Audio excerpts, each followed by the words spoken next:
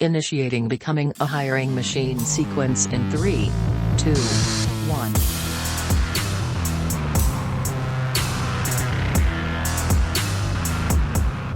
Hey everyone, it's Sam Kuehnle, and welcome to Becoming a Hiring Machine. This is the show dedicated to fixing recruitment by going beyond saying what needs to change and instead teaches you how to make that change. Today, we have a special guest appearance episode ahead of us, but before we get into that, I want to tell you a little bit about the show. Essentially, we have shows within the show here. Some days we have interviews with industry thought leaders and others who are shaking up the space, while other days we cover things like trending topics, items that recruiters are talking about or will be very soon and what those mean for them. Every Tuesday, stop by for a Tactical Tuesday episode where we go deep on how to do something that's going to help you drive better results in your day-to-day. Sometimes we open it up for Q&A. Listeners can drop in questions that they'd like to hear us take on, so send those to us at podcast@loxo.co. And occasionally you'll hear a mic drop episode from Matt where he shares something that he's been thinking about within the recruitment space and wants you to know. So as I said today, special guest appearance episode.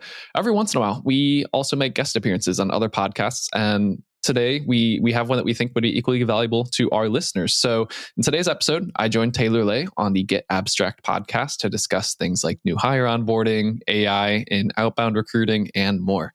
So with that, let's get into it.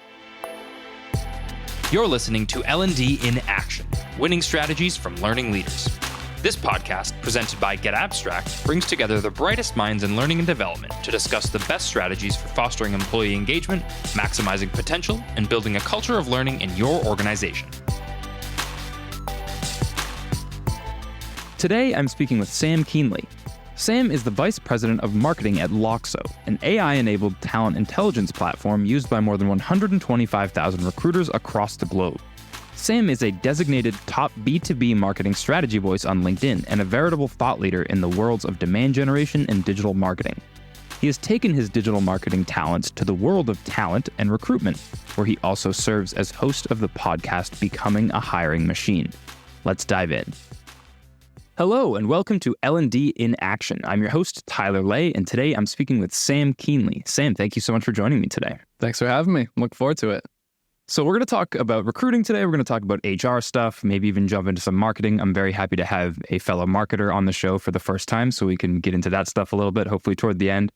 But I wanted to start with an interesting LinkedIn post that I saw from you recently. It's about onboarding, which we will cover more in depth. You said that you think organizations should throw new people into the deep end, and I'm just going to turn it over to you and kind of tell me what your philosophy is there, if you don't mind.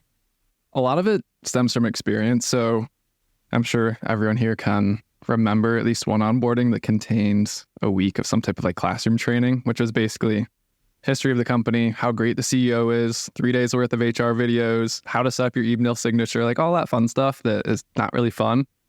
And before you know it, like 2 weeks have passed and you've lost all your initial enthusiasm of getting started. Like that's such an undervalued time when someone joins an organization. So the approach, like throw them in the deep end, isn't so much just like, here you go, here's your desk, go have fun, start doing incredible things for our business. But it's basically taking that initial 2 weeks and then constraining it to the first day with what's truly important. Like, so sorry, CEO, I don't care how great you are, but like, let's get your email signature set up. Let's go through the HR videos you have to watch. But by day 2, they should be starting to at least get into the organization. So one thing I like to do is on that first day, I meet with them one-on-one. I go over my expectations, but I also go over like, and want to understand what excites this new hire and how can I start to overlap what they are excited by with some of the things that I have envisioned for that role. So an example of this, we hired a head of brand and content back in August, and our website has been undergoing updates all this year. So on day 2, they were helping with the vision and the execution of these web pages. And ultimately, this was a strategic option for them because 1, gets them involved early. 2, it gives them a sense of ownership and contribution early. And 3, it gets them to truly learn about our products and our markets and who we serve because they're doing it in practice, not just theory. Like it's really easy to get your little persona. This is Linda. She's a recruiter. This is, her, what she likes, what she doesn't like. It's like, that's not really helpful. But when you have to go and write messaging and really research to figure out how do I speak to them when they're on our website, not just this perfect little persona sheet, it's a completely different way of internalizing like what you're going to be doing in your role, what you need to know about your market, and how you can be successful in helping the organization.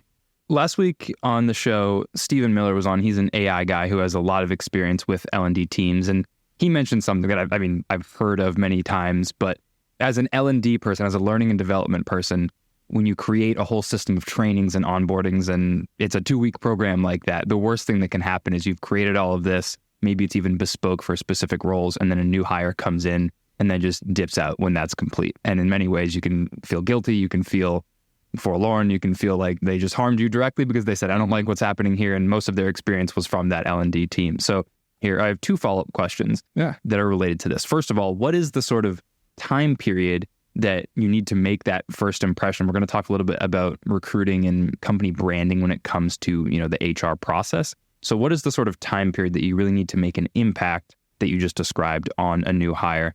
And then the second thing is, what is really the litmus for the deep end? I want you to define a little bit further, if you can, sort of like, are you giving them maybe a stretch assignment really early on? Are you asking them to do things that are really pushing the boundaries of their job description when they first come in? So the first one, the timing of it, I would say do it within the first week at some point, because there is that enthusiasm curve. It is going to quickly go up or it's going to quickly go down from there. So you kind of it's like choose your own adventure book, right? So you can pick which course you want them to take. They're excited to get started. So at the end of the week, are they thrilled to jump into week 2? Or at the end of week 1, are they kind of like, I have 1 more week of this and then I get to start doing something. So that's where I say, like, I would aim for at least within the first week, if not within by day. My personal is day 2. That's my preference. I'd say like day 3, somewhere around there. 2 days worth of training sounds short on paper, but go sit through 16 hours of training and tell me that that's short. So that's my stance from the time perspective. Litmus for the deep end. Is it a stretch project? Is it something that they're done soon? I would think of it as not a stretch, but it's not an easy task. It's not something that anyone can do, but it also does have a sense of a time constraint. So if you're a services company, it's, maybe it's, to use a recruiting angle, it's like, go help the senior sourcer on this project go find 100 great candidates for this role. Or it's help this agency or organization write a much better job description or job advertisement that they can come up with. So it's something that gets them in the weeds, contributing to something. It doesn't have to be this overarching, like, go update our website like I did, but just contributing to one piece of it, and have that be within the first few weeks also, just so they feel like they've done their training, they've contributed during that time. And I would include that, honestly, as part of, like, if you're perfect or creating the perfect, like, 2-week L&D training program, include something like that in there. That's not a Thursday at 2 p.m. they're going to do this, but, from day 4 to day 7, working on defined project by reporting manager, something like that. A common thread in these examples that you've given seems to be that they're working with different categories of leadership. Maybe you're working with like an account manager or somebody else that isn't maybe directly in your department. Do you think that's important too? Just expanding new hires in terms of who they're actually going to be engaging with on a daily basis, getting them kind of outside of that circle very quickly? Yeah, if you can, it helps. The more you work cross-departmentally, the better, because you understand, 1, what they're even doing, what they're working on, 2, building those relationships early. It's amazing how willing people are to meet with new hires, tell them about what they do. And that sets the tone for the relationship versus 4 months down the road, it's like, go meet with our head of customer success or something. They're just like, I don't have the time to do this. I don't want to talk to them. What do you want? What are you after? It's a completely different relationship dynamic. So I think it helps everyone on all fronts if you can do it. Absolutely. So let's rewind a little bit. Let's talk about the actual recruitment process. Let's focus on the challenges there. So as far as I'm aware, the biggest challenges with recruiting and finding talent are just that, attracting top talent and assessing and hiring people efficiently, I guess, doing it quickly without bogging your teams down, that sort of thing. I think there are some assumptions as to how tech can help in these worlds, and there are tons of tools as to how that works, but it still seems like there are some issues. So what does AI do here? I know that you're working in that field right now. What does AI and sort of the next layer of technology actually help in the recruiting world? I'll say there's 2 ways to quickly bucket recruiting as we think about this. So you have called like inbound and outbound recruiting. You have, I post a job, applicants come in. I have a job, I need to find candidates for this. So I work a lot with people who do the latter, where it's more like, I want to go find passive talent who are perfect fit for the organization. So I'll talk about that. I'll get into the other one, the inbound side, in a second. But if you think about speed, so our typical user is a recruiter that's been hired to help an organization find a very specific candidate. So say you're in Charlotte, big financial city, you are brought in to find a VP of finance. You would then use something, you probably have some platform like LinkedIn Recruiter, other to go and source from candidates. And you have Boolean searches, which is kind of like filter logic and or. So like, I'm looking for someone with finance background and CPA and this, or they use just standard filters, worked at JP Chase Morgan previously, something like that. You're going to have a list of hundreds of candidates because this is a more senior role. But I mean, if you're looking at a controller, you're talking about thousands, tens of thousands of potential candidates. So where speed comes into play is AI can help rank. I mean, it's pretty simple, but what you do is you can have it look at things like what's a job title specifically. So based on that and what you kind of train it to know, it's like what types of skills, experience are associated with that. You look at the hiring company. So hiring a CFO at Capital One is going to be wildly different than hiring a CFO at a 15-person startup.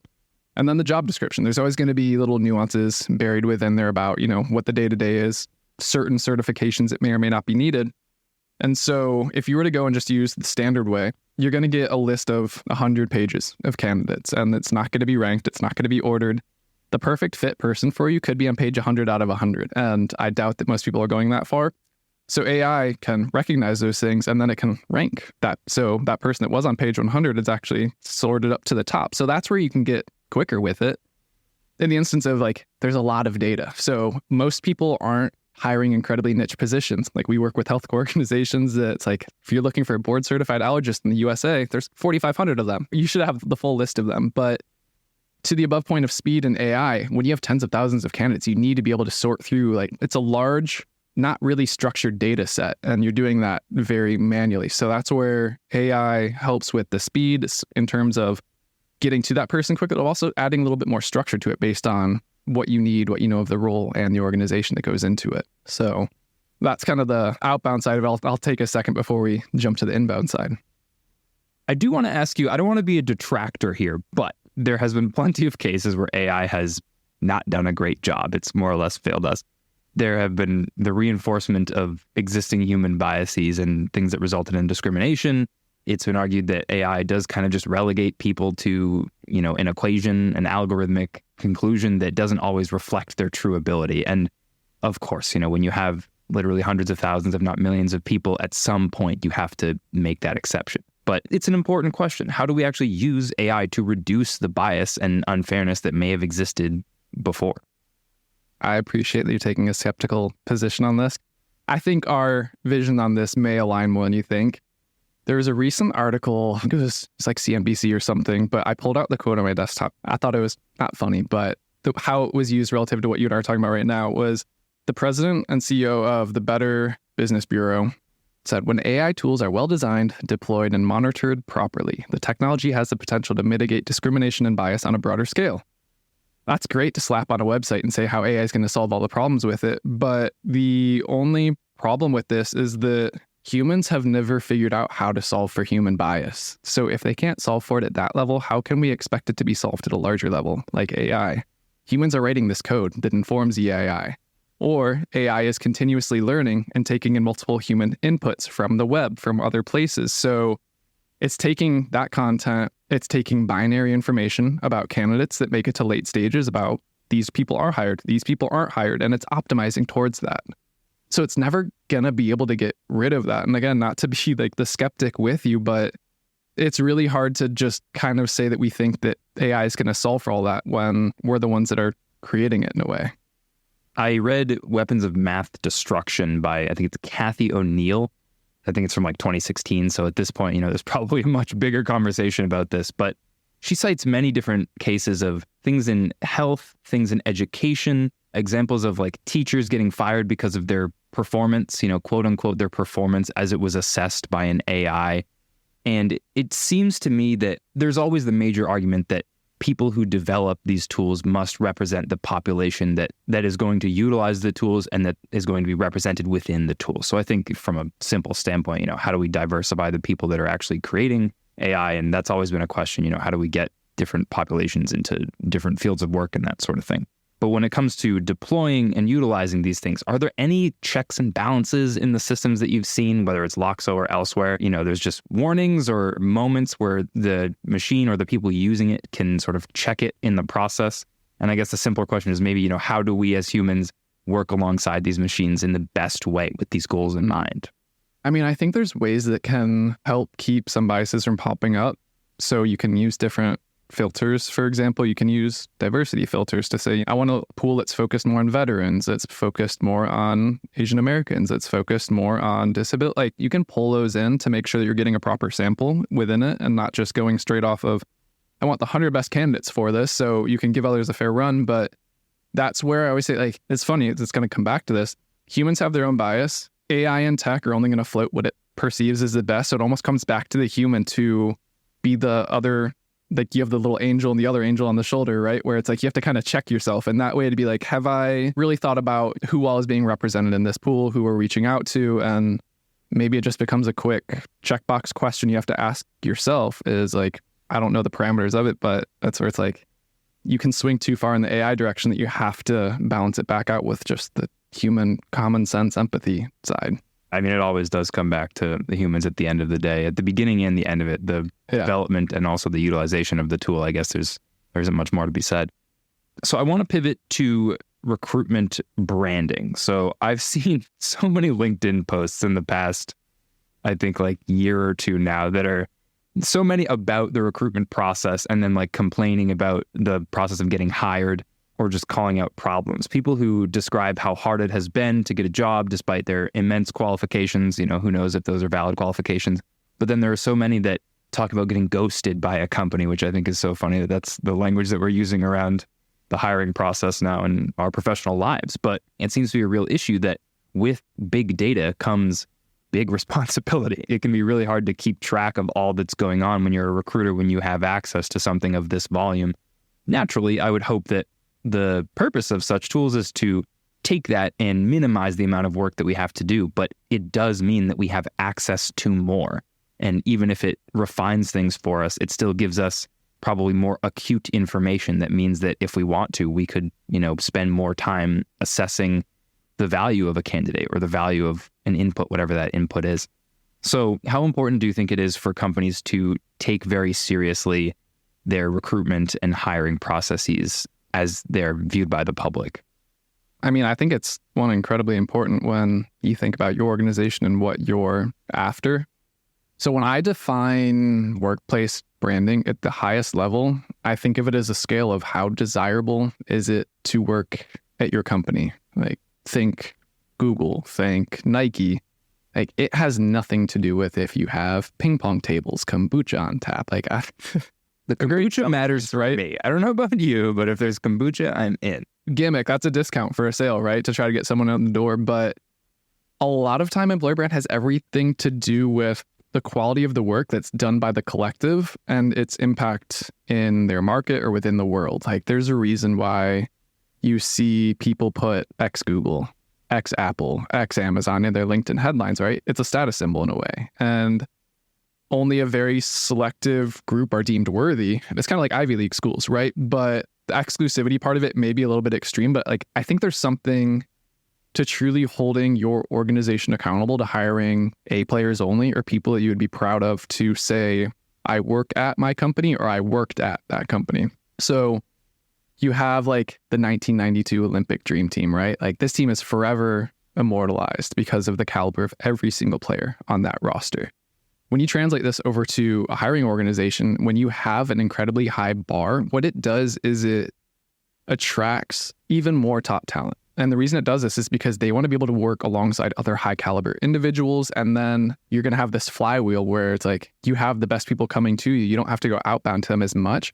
But what it's also doing is, whether you're a software company, a services provider, anything else, it's going to attract prospects to you who understand that your solution is or will be better than any competitors because it sees the inputs that are creating it. So it's this long tail where it's like, I know people, there's that old saying, it's like A players hire A players, B players hire C players. It's kind of that like downward trajectory there. So it's really easy to get caught up in the, I need someone in the seat now. But if you're thinking about your company and where you want to go, not in the next 2 months, but the next 2 years, 10 years, you have to really think long and hard about who you're hiring, because that's going to make or break. There's a lot of dominoes that can fall after that.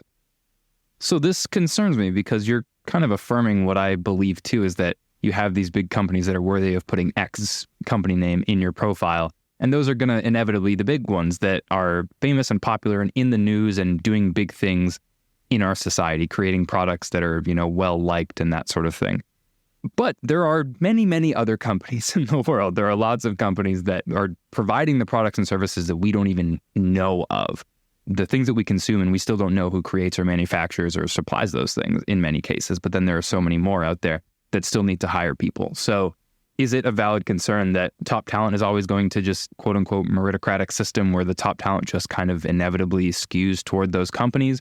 Or do smaller companies have a hope, and do tools that include AI in the recruitment process like Loxo, do these tools actually give these companies a fair chance? Or at the end of the day, are the larger companies still going to be able to better utilize those tools? What do you think about that?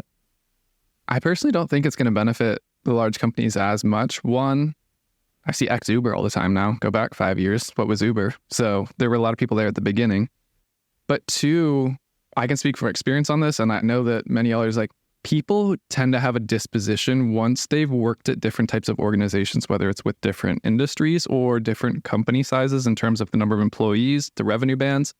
I know I will never go back to working at a large enterprise. Too much red tape for me, too much bureaucracy, too much of all that. I love to move fast, try things, break things, have fun with it. You're only going to get that at a startup. So I know that there are plenty of people, regardless of where they're at in their career, that might look great to work at Apple, but there could be a small up-and-coming cell phone maker. There could be a small chip provider coming along. And that's where to go to over the project management tools. Have you ever heard of Basecamp? Okay. So yeah, they go up against Trello, Monday, these giant behemoths, right, that are owned by Atlassian and all those. They are very intentional about staying small. And they're like, we're bootstrapped. We don't need to grow to 900 million ARR. We're happy where we're at. We have a work-life balance. The team loves it. I would say, honestly, that they probably attract higher quality people because there is a sense of a technical developer role just opened up. They only have one of these every 3 years. I bet the quality that they get for one of those openings, on average, the talent density, I bet, is higher than at a Trello or a Monday or something like that. So it also comes down to positioning and what people within the industry or people who follow that company know about them. That's fascinating. Yeah, I used to use Basecamp. I think at the same time used many of its competitors. It was one of those scenarios where we were testing everything at once. And yeah, I forgot about Basecamp. I didn't realize that about them. That's really fascinating. So what about just the general decentralization of work then? How does all of this come into play when we're talking about global workforces? Do you think that we're moving in a direction where companies are actually looking to diversify in that way? They're looking to have a more global workforce because they have access to so much more data about applicants. And, there are many ideas and theories about how that's important. Cognitive diversity is the term that Shane Snow uses. He was a guest and a friend of mine. This is an important idea, that the greater diversity of thought in your organization, especially when it comes to innovation and creativity, that's going to be a benefit. But also, markets in different places are much more accessible on a global scale now. So do you see this, a more global recruitment happening, and even more so in the future? I have personal preferences. I love it. I absolutely love everything about it. I will say there's always going to be nuances, right? So there are going to be certain industries, roles, companies that in theory they could, but it will be better for them to be in office, whether it's due to security clearance items being needed, hospitals, medically. You have to have healthcare workers on staff. But when we think about, I'll call them knowledge workers, that encapsulates a lot of software, services, those types of things. I would absolutely say you're going to get a much wider range of diverse skill sets and individuals. And what it also does is, so before, I'm currently in Florida. I used to live in Charleston, South Carolina. There were about 5 software companies in Charleston, South Carolina. So if you wanted to work at one, they knew that you had to live within this 25-mile radius of the city. And that was kind of their talent pool because they didn't have remote work. So you either had to move there for it, or they were stuck with I guess we're going to take whoever lives here. With this type of world that we're in now, you've just expanded that pool of, 100,000 working aged people, not even qualified people, to 100,000 strong fit candidates that could be great for a very specific sales role that you have, finance role that you have, whatever it is. So I think that most companies are doing themselves a disservice if they are more in the knowledge work, where it's like, do you really need people in the office to collaborate? Or is it okay if you have someone in Seattle, Washington, and then someone else in Charlottesville, Virginia? They can still collaborate well. Sorry that there's a 2-hour overlap where it's going to be hard for them to work together, but you can absolutely make it work. And I think that the outcome of hiring phenomenal people in those versus settling for good enough people, the results are going to pay off dividends over time when you're willing to make that work. So let's look forward a decade or more then. Let's say in 10 years, but also in 20 years and beyond that. Do you think that things will be more global? Do you think we're going to go in an increasingly global route for the companies that can do that don't really need the in-person thing? And also, how do you see the nature of recruitment at that point too? Are things going to be even more automated? Are we going to be working with even bigger pools of people? What do you think it's going to look like? I'm sure there's going to be more automations.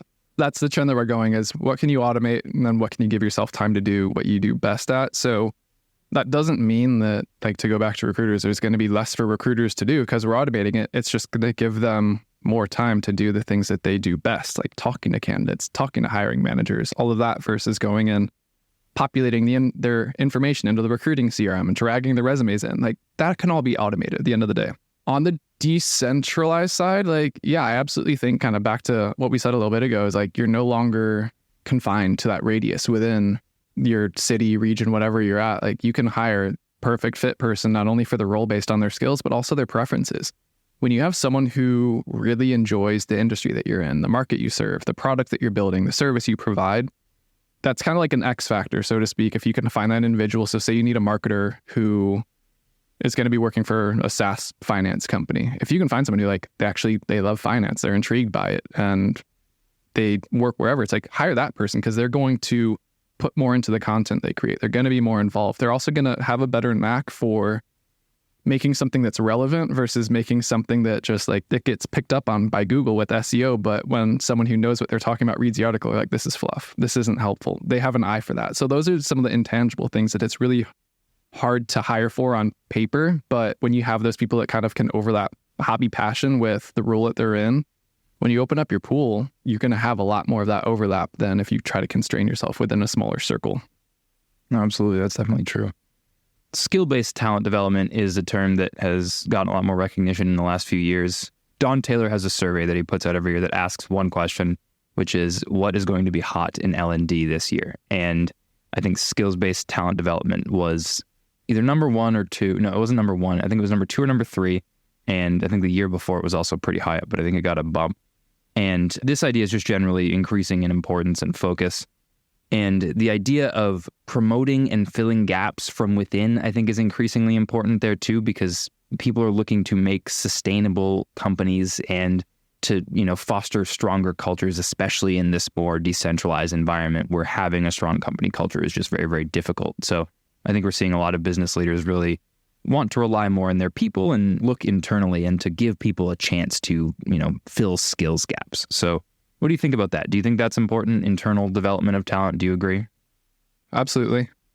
I'll caveat it before I get started. Like, the one caveat being the stage of the company, the size of the company. Like, unless you're an early company with few employees that you need to hire externally in order to bring in key leaders, key skills, like, you should absolutely at least start looking within before you start thinking externally. When we start to unpack this, before we get into like what happens if you hire an external, if you are hiring A players, kind of back to our earlier conversation, these are people who aren't just good at what they're doing now, but usually they possess like a growth mindset. They're always curious to learn more. They want to take on more. So if you give them that opportunity, more often than not, they're going to meet, if not exceed, your expectations. So if you've already spent that money investing in those people and you know that there's a long path ahead of them, like, absolutely take advantage of that runway. I would. So definitely agree with that. And then when you start to think about going over to the external candidate side, and I apologize for any of our customers who are recruiting agencies, but like, it's more expensive to hire an external candidate, right? Like, you're going to have a dip in team productivity when you get a team member who is demoralized after the position that they saw as their next career step is filled by an external candidate. So you've paid that recruiting agency to fill it, and now you've got dip. So you've got negative, and then the other side, you want to know like what's more expensive than that is the dip in individual productivity when that team member starts looking for a job, finds another job, leaves you, and now you have to hire a second external candidate to replace that person. So now you've got two heads gone.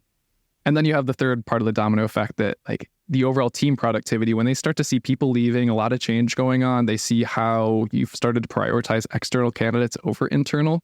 They're now thinking about their long-term careers. And your company's probably not in that picture anymore, whether you like it or not, because they see themselves as like, well, this is the ceiling. If next time I want to take on more responsibility, get a pay bump, it's clearly not going to be here.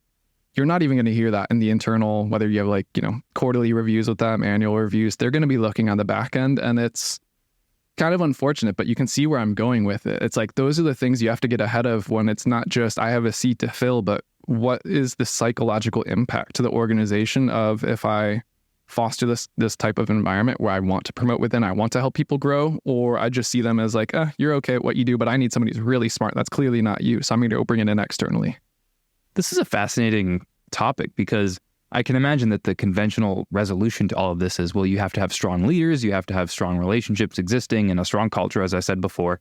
And when you're making decisions like this to hire externally versus internally, and maybe something that won't please everybody in certain positions, I would hope that it comes down to the leaders of those people to have the right conversations, to assuage concerns, and to figure all that out. But at the same time, this doesn't sound like something that's outside of the scope of being aided by something like AI, where we can now calculate based on, the number of people in certain positions and the style of the position and precedent and history that AI-enabled platform might have, what the psychological impact might actually be of making a certain change at an organization.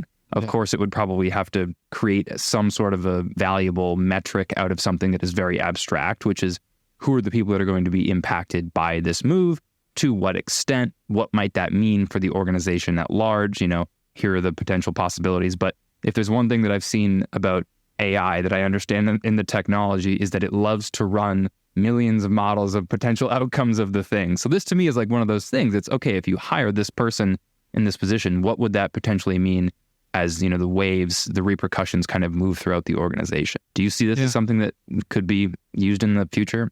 Oh, it already is. And I know I promised I wouldn't pitch our product. I'm just going to talk about this in general. This is built in the product. So especially internally. So you have things like succession planning.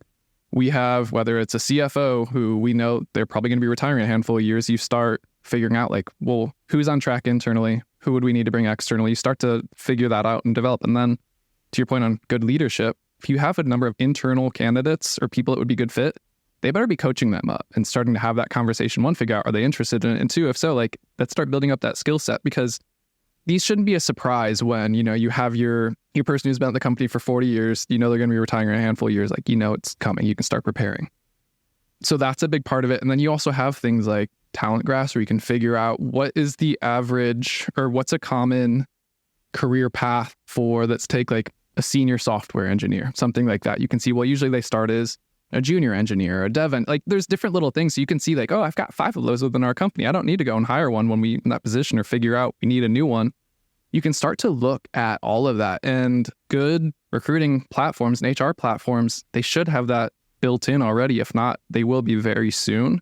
And it's for that exact thing, because it is expensive to go and replace. And that's where recruiting agencies are actually getting smart, and they are becoming talent advisors, not just saying, I'm going to go help you fill this role externally, but I'm going to help you figure out how you can make this hire internally. They're still getting paid. They don't care at the end of the day whether that comes from making an external hire or helping you place it internally, but they're teaching the internal HR team how to make the truly perfect fit hire for that role and for your company, which is the direction that like a true talent intelligence platform should be going.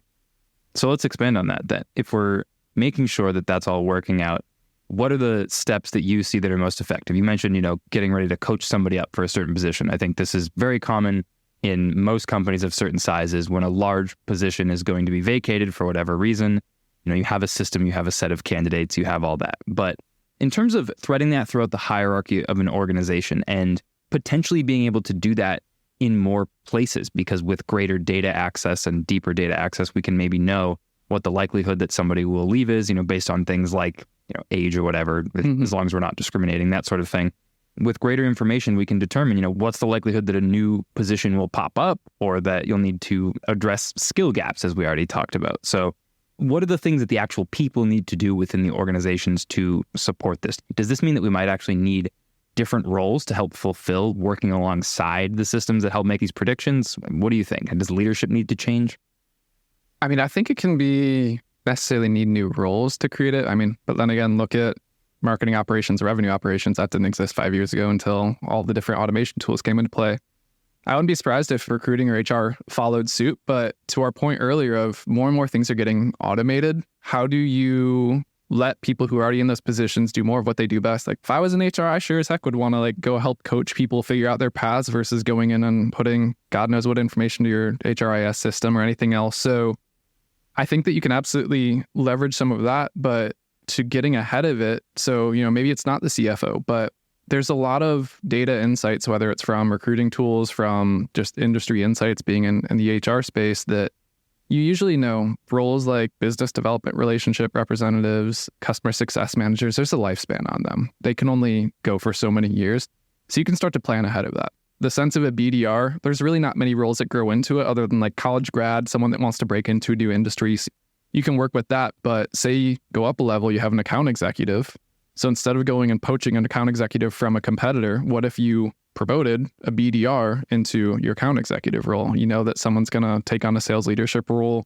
Someone's going to leave after 3 years. You can start to build out that bench where it gives them career path. It gives them something to look forward to. And you also lose or get rid of having to pay to bring someone else in, bring them up on the learning curve of your product. Your BDR knows all that. Same kind of thing with a customer success manager. Maybe a customer support representative wants to move into it. Maybe a sales rep is over it. They don't want to deal with a commission hanging over their head any longer, but they love working with customers. They might want to transition over to that. So you can start to look at all the different paths that intertwine, but a lot of it, to your point of like good leadership earlier, it comes down to you have companies that are doing well now are much more transparent than they used to be in the past. They're willing to have the conversations that people used to hold their cards close to their chest on. Like, what do you want to do in 3 years? Be real with me. Are you money motivated? Do you want a growing career path? Are you content with what you have in the work-life balance? So if you tell me that way, when you get frustrated, you can say, hey, I'm not having fun with this anymore. I'm not enjoying it. Okay, cool. Let's figure out something that you can do versus you getting frustrated, you hating what you do every day. You're spending 8 hours here. I hope that you aren't hating a third of your day. And then starting to look elsewhere. No one really wins in the end. So if you're able to create a good managerial relationship with your team, you can start to get ahead of that. One more question about the recruiting process to go back to the question of what's it going to look like in the future and automation. I do just want to address the topic of communication more directly because, as I mentioned before, we're seeing things like companies, ghosting their candidates. But I'm curious as to if you think that one of those things that we might be enabled to do is spend more time actually speaking to candidates. Because if we're automating a lot of things, can we actually end up with the right candidates, the right small pool, and then speaking to them and engaging with them directly? Do you think that is a path that we might go to? And do you think that's even important to really spend time actually engaging directly with our prospective hires? That's a tough one to solve. I don't think anyone's really figured out yet because that is the blessing and the curse of expanding to remote roles is before there's only 100 qualified people within our little radius that can apply. I can go and talk to all of them. Open that up globally or just within the US and you're talking thousands of potential people and then layer on top of that LinkedIn Easy Apply. You're getting people who aren't even they're just going and clicking because they want a job. They're not even remotely interested or qualified for that. So I feel for recruiters on that because they get beaten over and over. I've been ghosted. It's like, well, you haven't been ghosted if they never got in touch with you in the first place. But also it's like, you did the same thing with 75 other roles. So is it you think it is an industry thing? But I think that's something that is where AI might come into play and figure out how, if you can, back to the beginning of our conversation, inbound applicants, how do you rank and sort those when they come in? That's something that you can absolutely do within a tool. So it's not, I had 75 applicants come in yesterday and 150 come in the day before that. I'm just going to start with the oldest and work my way through. It's like, why wouldn't you rank that? Spend your time more efficiently, have more conversations, and you can kind of go from there. But I think it's going to be really hard for a one-to-one level on when you're getting hundreds of applications to ever happen, just to be realistic. No, I totally understand. All right, let's finish up with some marketing stuff. You posted about a campaign few days ago based on the Now Music series, and I thought this was great. I think it was for Loxo. There was a time when marketing was it felt so much simpler. I mean, I only worked in marketing for a handful of years, but I've been marketed to and I've been advertised to for much of my life. And I'll never forget when I started to realize that all the major insurance companies on the TV just were turning into comedy sketch groups, basically. And all of a sudden, because that's the one sort of like, captive audience that everybody has to have auto insurance in America, you can just do whatever you want because you're going to have to choose one of them. You might as well be the one that they remember the most. And This is a very specific category of business, obviously, and a very specific category of big time advertising. But before that, things just felt simpler and it didn't feel as hard to capture attention, even when we were doing like the early era of Facebook marketing, like when a platform is new, that sort of thing. But now it feels like so much of society is not only experiencing shorter attention spans, but also a hyper awareness of the process of marketing and advertising. And it's just, there are so many different layers of the competition that you actually have to fight through. So in a very simple sense, what do you think we have to do to win people's attention these days, Sam, from a marketing perspective? That's where it's tough. I mean, you mentioned insurance. You have to have car insurance. There's only so many providers.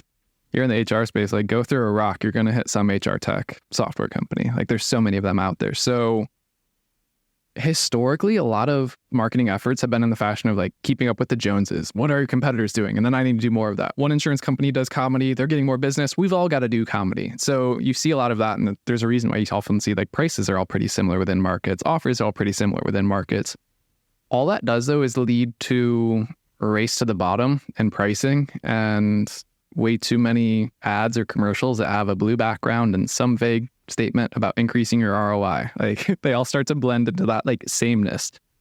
And like in all honesty, humans, we truly are so simple when you stop thinking like a marketer instead just as like an end user or as a human. Like what grabs your attention? What do you engage with? It's human.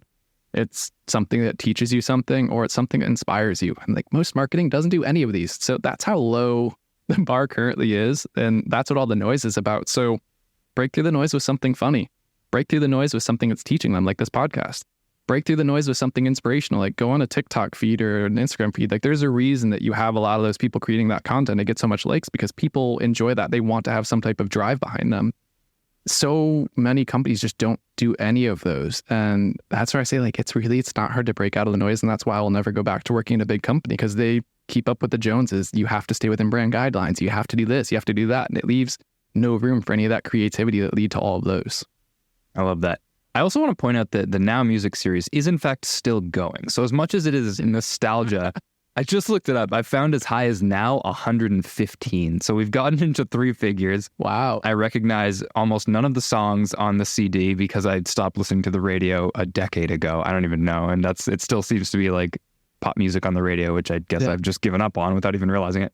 But I still love that idea. I went to ATD, the Association for Talent Development, I think it is, in San Diego earlier this year. And there was a couple brands that did the same sort of thing, playing on nostalgia. And they turned their whole booth into like a giant, just like nostalgia trip. And they were very popular. One of them did a Blockbuster reference, and I think it actually won an award.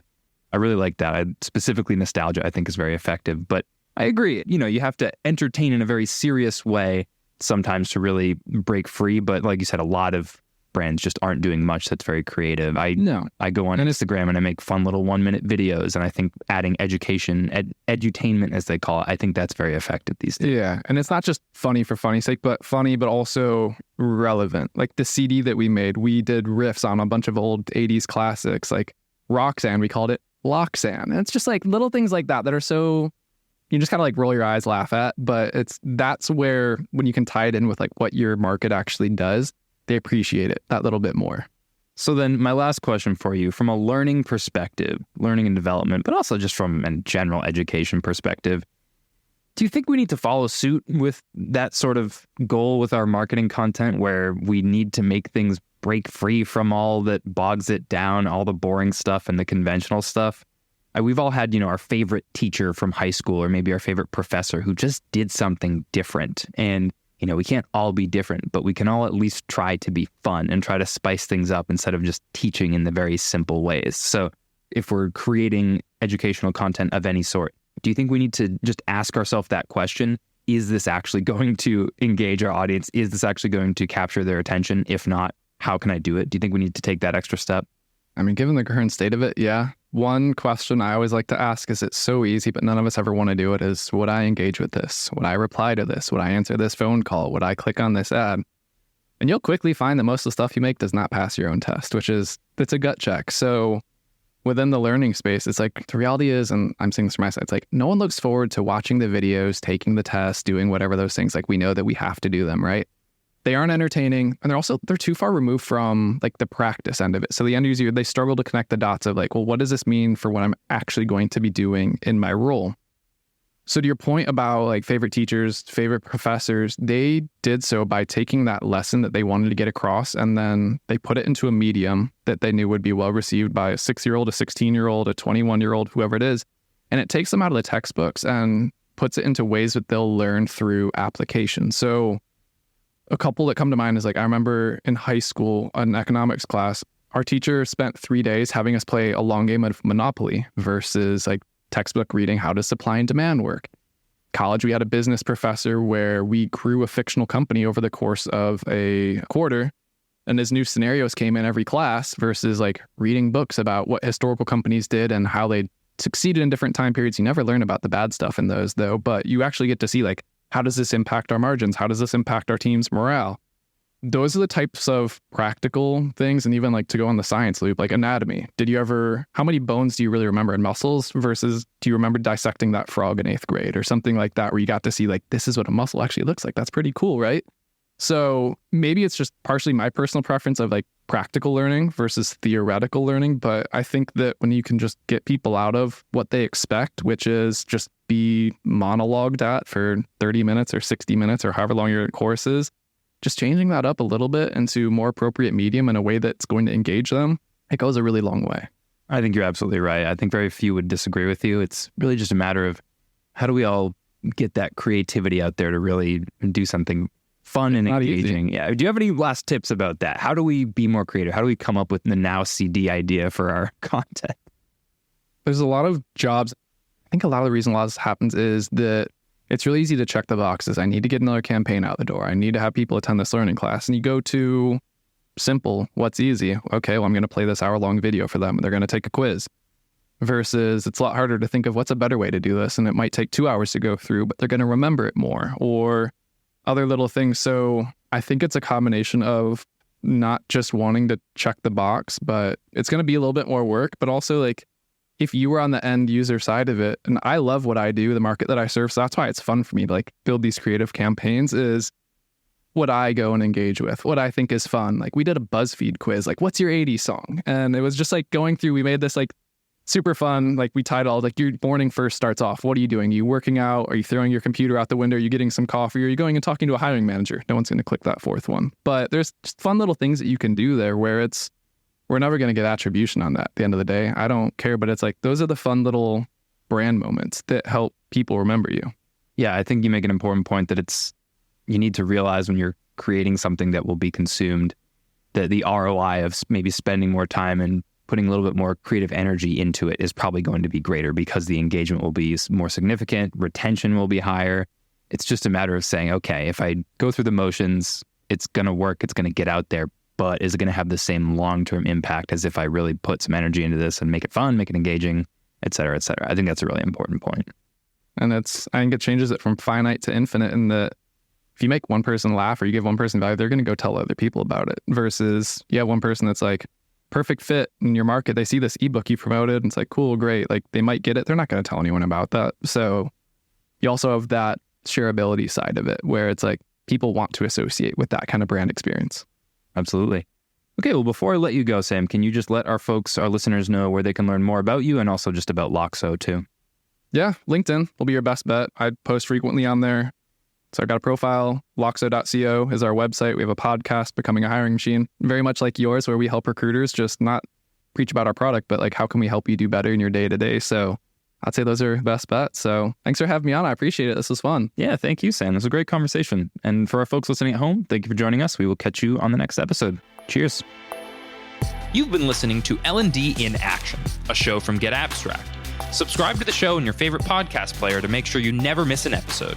And don't forget to give us a rating, leave a comment, and share the episodes you love. Help us keep delivering the conversations that turn learning into action.